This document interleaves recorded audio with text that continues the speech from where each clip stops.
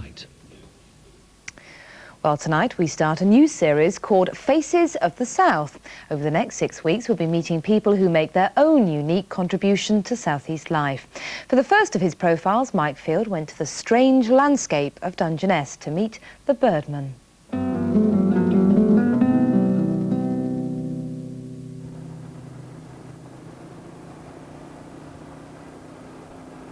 Simon Busuttil is a young man with a mission: to conserve a unique landscape in a lonely corner of Kent, and he wants to share its secrets with as many people as he can.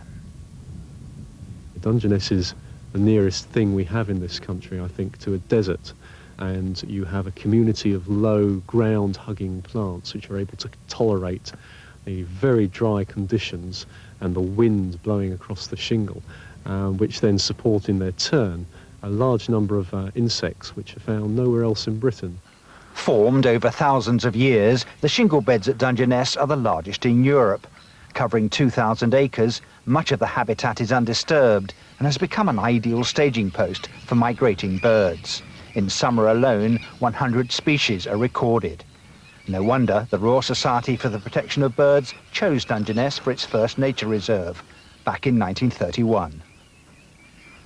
It's wonderful. You've got seabirds coming and going, seabirds bringing fish to their young, sandwich terns, common terns.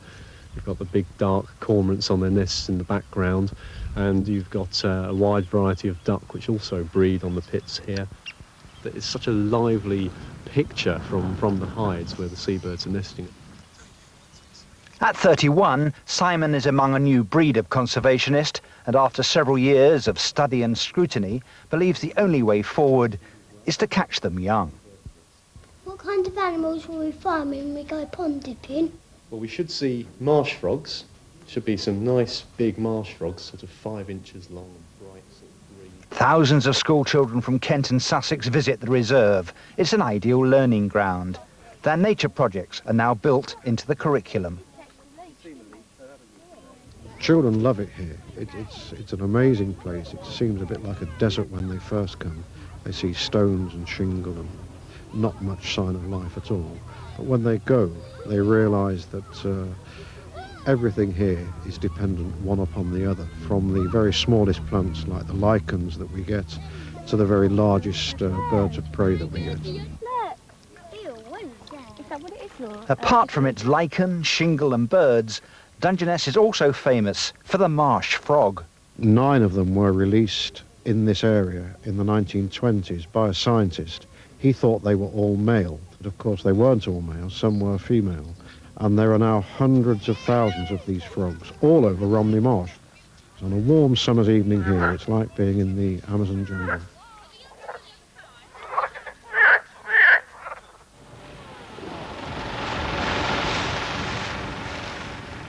Volunteers from the Romney Marsh Countryside Project are helping Simon in his scheme to create new wetland habitats. And this helps establish new reed beds around lakes. The reed areas that we plant will be full of bearded tits, of bitterns in the winter, breeding gargony, all species which have declined throughout Britain because of the drainage, because of the destruction of wetlands and the loss of reed beds. Simon's life is devoted to his strange but beautiful setting, and he's keen to encourage visitors and pass on all its attractions.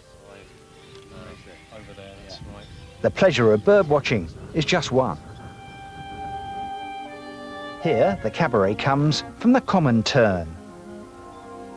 It's got an orangey bill with a black tip. It's got a lovely black crown. It's grey and white all over. It's got pointed tails, and it behaves in a certain way. What is the skill in identifying birds? There's no real skill. It's just like anything else. It's like learning to play the violin or learning to paint. It's about patience and not expecting too much. The allure of Dungeness is not always obvious to the neutral observer, but to Simon, it's only too apparent.